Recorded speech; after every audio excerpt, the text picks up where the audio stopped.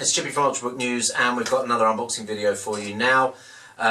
You might have watched the Lenovo U300S Ultrabook unboxing video that we had earlier in the week. Today we've got the Dell XPS 13, thanks to techfocus.de, who sent it over just for a couple of days for us because we want to get a quick review done of this. So we'll unbox it and go around the device in this video, but in follow-up videos maybe looking a bit deeper at the device. Certainly on ultrabooknews.com we'll have a review up on there. I won't say it was be a full extensive review because we've only got a couple of days, but it will be a good review of the XPS 13. Stay tuned to the Facebook channel, the Twitter channel and the Google Plus channel for notifications. One more thing, on Friday the 11th of May 2012 we're doing a live webcast with 4 Ultrabooks. That'll be the Z830 from Toshiba, the U300S from Lenovo, the XPS 13 from Dell and the Series 5 from Samsung. We're going to be sitting down for a couple of hours. We'll have a live chat session going. You can ask questions. If you're watching this video after the 11th of May, make sure you stay tuned to our channels for notification of the next live session. And have a look for the videos in our YouTube channel because we always take recordings of the live sessions and put them up. Anyway, let's get on with the unboxing of the Dell XPS 13.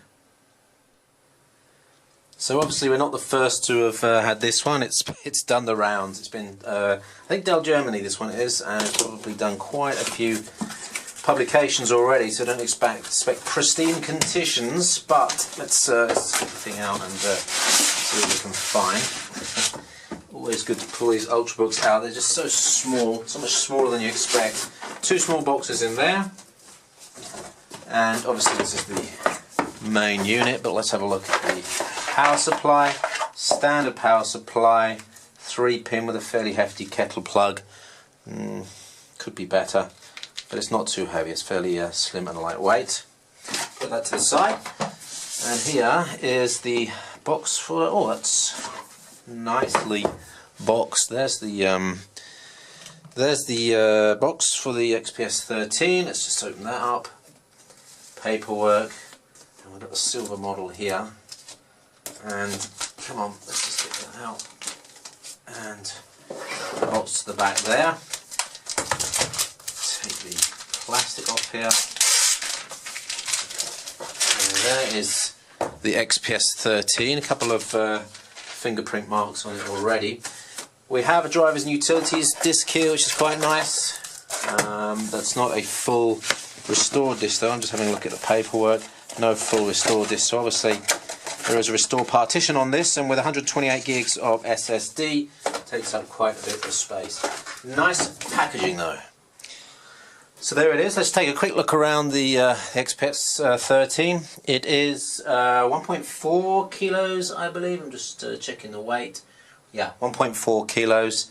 Thickness is 18 millimeters. It's not as thin as some of the other Ultrabooks, but compared to any sort of 13-inch laptop, this is really quite thin and quite light.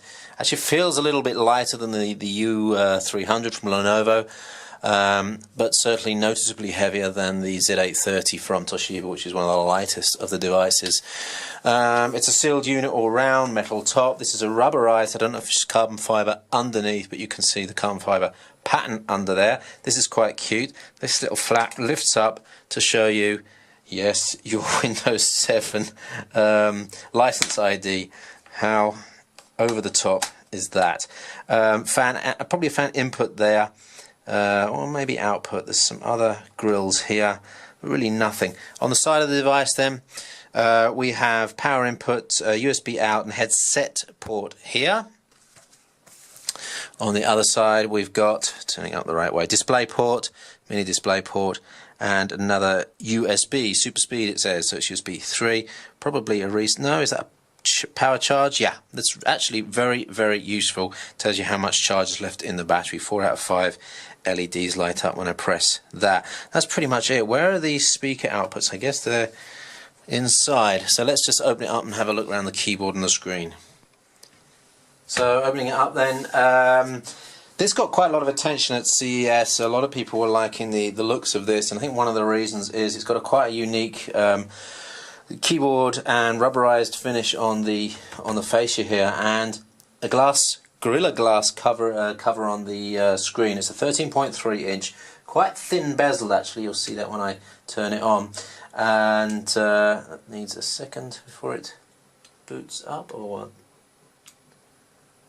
Okay, I was expecting that to turn on. Yeah, quite a thin bezel there, and of course it is glossy screen. Really nice thin screen there, you can see in the picture, and in fact if you hold it up at that angle, it's looking impressive. A lot of this black tricks the eye into making you think it's thinner than it is, but it really is a nice looking device. So have a look at the keyboard then. It's a rubberized finished around here, which is really nice and soft to touch. Can get a little bit difficult to clean if it gets greasy. There's a backlight on the keyboard. If I just turn that off now, you should see that fade away. Actually down to a second level, and if I do it again, that's gone off. And then we go up to the second, no, that's going up to full backlight there. Single unit touchpad with left and right mouse button. Click areas, we have the on-off button here on the top left. There's a light at the front which tells you when it's powered up. The screen is 1366 by 768, 13.3 inch, and because you've got this Gorilla Glass, it is quite a glossy finish. But I have to say, if you're working indoors and you're using this for video, this is really quite a nice punchy screen. You might actually be able to see that come across in the video here. The colours full on are very good. Let's go to the left and right though, see if there's any fade. Not too bad there, and not too bad there. From the top and the bottom, there's yeah, some fade there and some inversion in that direction. So it's not an IPS screen.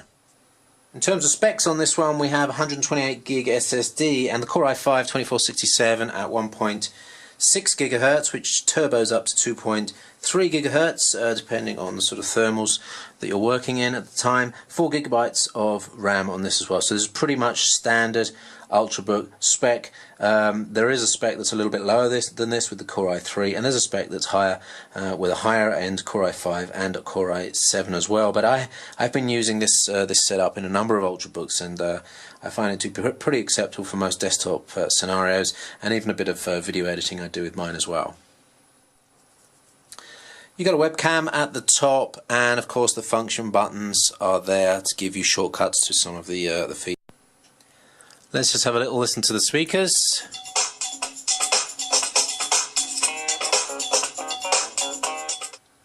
It's a bit difficult to tell where the actual sound's coming from. It looks like it's coming from speaker on the left and a speaker on the right, which is actually pretty good. It sounds pretty wide, loud, and not too bad for a laptop. Here you can see the flashing light on the front, tells us in standby. There's actually a slightly magnetic catch to the lid.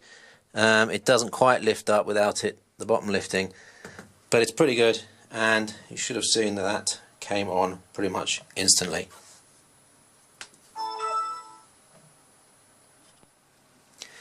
So that's it for the quick look around the Dell XPS 13. Of course, the ports are going to concern some of you. No HDMI, no VGA. You'll have to have the mini DisplayPort adapter. Only 2 USB ports. No SD card slot on there at all as well. Not even a micro SD card slot. So it's very minimalistic. But for those that are doing stuff cloud-based, Wi-Fi based, Bluetooth based, I think that's not going to be a problem. Glossy screen might be an issue for some of you. Nice to see the backlit keyboard. I do like the feel of the keyboard so far. I've had a couple of tests of the keyboard in previous occasions, and I like the keyboard, but we'll have to see how that works in conjunction with the mouse pad as well. So stay tuned to ultrabooknews.com, and we'll be reviewing, we'll actually be doing a fairly quick review on this one over the next couple of days, so you should see some text from us early next week. That's it's May the 10th now, so it'll be May the 14th, 15th when we get the review out. Thanks for watching. Don't forget to track us on Facebook, Google+, and on Twitter. And don't forget live session on May the 11th, 2012. If you're listening to this after May the 12th, stay tuned for more notifications of live sessions. Thanks for watching.